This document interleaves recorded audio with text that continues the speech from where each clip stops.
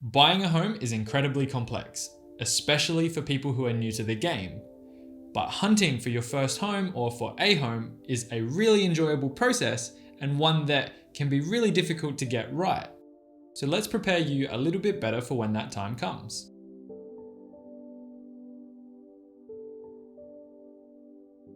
Welcome back to my channel. My name is Reese. In today's video, I'm going over some key things that you need to be aware of when going to a house inspection or preparing to make a purchase on a property and having the opportunity to walk through a premises and see what's inside. It's very easy to overlook things when attending a house inspection. It can also be a really daunting task to cover everything you need to cover in the short amount of time you have to walk through the premises. Buying a home is a really expensive purchase, so being as prepared as you possibly can be going in and out of this entire process is always going to be in your best interest. Regardless of your level of experience, I hope that you get some value out of the things that I cover in the next few minutes. One thing that I do need to say out loud is remember, there is always another house. Try your hardest not to walk into the house with too much emotion and rather have a straight mind, a bit of logic going into what you're going to be looking at, the condition of the home, and just having a checklist prepared to be able to cover everything you need to cover in the short amount of time you have there. If you are serious about buying the property, it pays to be thorough. A few simple maintenance checks can sometimes be the difference between a happy home walking into something that is ready to go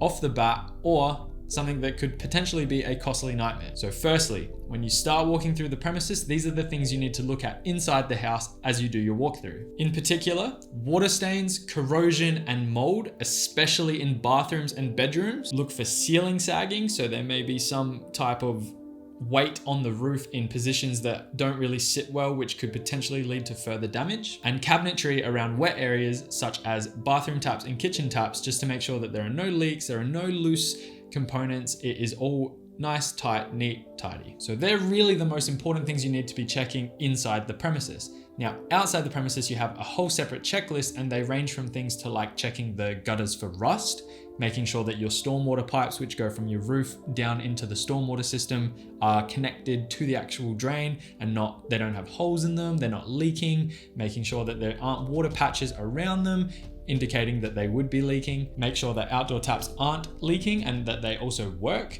Make sure that your drains aren't damaged or covered up by things like dirt, rocks, debris, so that you know that your house won't flood if it rains heavily or your rainwater tank bursts and everything just comes pouring out. I would ask the real estate agent whether or not the premises is prone to termites or insects, and I would double check whatever they say with your local council. And I would also check for any indication of termites actually being present by checking wood fixtures, things like pergolas, deckings, and carports. Now, outside of the realm of actual damage to the property and things that would have to be repaired if they were damaged, would be things or considerations that you need to take into account. So one massive one for looking at a house, for me anyway, is storage. I have seen houses before which are perfect, but there's nowhere to store things because it's all tightly compact and it's been built in a way that hasn't really provided or accommodated storage. So things like a shed being on the premises is a big one. That's massive if you have a lot of tools or you see yourself having a need for that space. Other types of storage would include things like cabinetry, making sure there's adequate storage in your laundry, your kitchen, and your bathroom for all of your items and effects.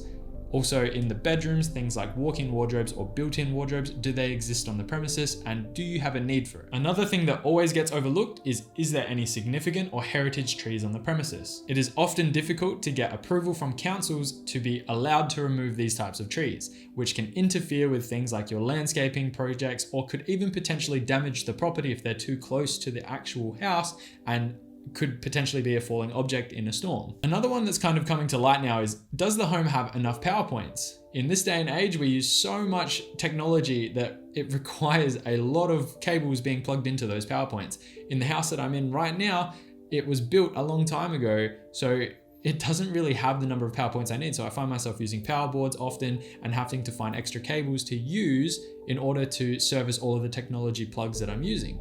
So keep this in mind on your list that in newer builds, you will tend to see more power points in the premises, and in older builds, you tend to see less. Just factor in the cost in case you need to put more power points in the home into your budget, because it may be a factor that actually affects your ability to buy the house that you're looking at. I'm sure that it is a minor thing to consider, but nonetheless something to consider. Something again that you might not be looking at in the short period of time on the premises is the fence line. So the fence that goes around your house, is it stable? Is it strong? Is it sturdy? And is it going to give you privacy? Do you have a neighbor's home with a window looking straight into your backyard? Or is it all fenced off nicely, and do you have the privacy that you are wanting? Another thing to check are external structures to the actual house. So like I said earlier, checking for termites, but also checking for structural integrity are things like your sheds, your carports, your pergolas, your decking, anything like pools, spas, making sure that it's all in good nick, because if it's coming as part of the house and it has issues, it's going to cost you in the long run. Leading on to that, the pool, if there is a pool on the premises you're looking at, make sure there are no obvious signs of leaks, cracks, or there may be pavement that's sinking due to leaking water from the pool.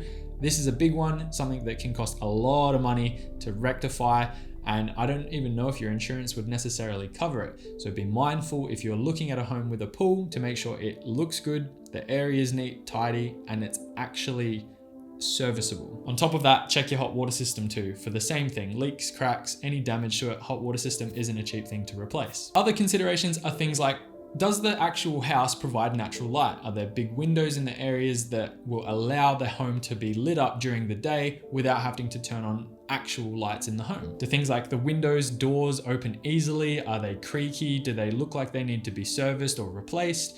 And that includes the fly screens attached to them. They are minor inconveniences, but again, they're still costs. And at the end of the day, if you have 10 things on this list, you're gonna be out of pocket a couple of $1,000s minimum to fix them. One of the most simplest things to do, and one of the most important things to do, is turn on every tap and flick every light. Make sure it's all working, it's all serviceable. You're allowed to check it on the premises. Maybe don't leave the shower running the whole time you're there, but even if you just turn it on and see some water come out, you're absolutely allowed to do that, because again, if it doesn't work, you're gonna have to get it fixed before you put an offer in and tell the real estate agent that it's not working, or you're gonna have to foot the cost when you buy the house. And now, the most overlooked thing, in my opinion, when walking through a house. I've done my fair share of house inspections, and I know for a fact that this gets overlooked a lot. Noise. Noise is something that can be absolutely detrimental to you living in your home. Make sure that when you're doing your house inspection, you just take a moment to listen and hear what's going on around you. Are you in a flight path? Are there planes going over, and is it loud? Are you close to train tracks or tram tracks, or a highway or a busy road where there's constant traffic going non-stop? If you can't really tell during the day, drive back to the street at night, park on the road, roll your windows down, and just sit there for 20 minutes and see if it's unbearable or if it's even noticeable, because this is something that will definitely affect you, and it's not something that you're consciously going to be inspecting or looking for when you check out the house. And lastly, the simplest thing to do is just sniff. Does the house smell as you're walking through it? Are there any unusual smells or anything that is noticeable as you walk through? When you do eventually make a purchase, I would still consider getting a building and pest inspector to check the house out. A verified or qualified pest inspector, not just your friend, someone to actually do a proper inspection, which will cost you around about a couple of $100s to provide that report about the house and actually do that proper inspection. They have tools, they are qualified, they are doing it regularly, they know what they're looking for, and they will find stuff that you potentially might not. And it's so important, because if they find something that is going to cost you thousands of dollars to fix, you got your money's worth. And if not, you have the peace of mind that the house you've bought is going to be pretty good. So just keep that in mind. Make sure that you definitely consider it when the time comes. I wish you good luck when you start this process. I've left in the description a list of all the questions that I've kind of topicked over throughout this video. So if you want to make your own checklist, feel free to grab them and add them to a Word document and print them out and take them with you. Overall, I hope you enjoyed today's video. If you did, please consider liking and subscribing. And as always, I will see you in the next one.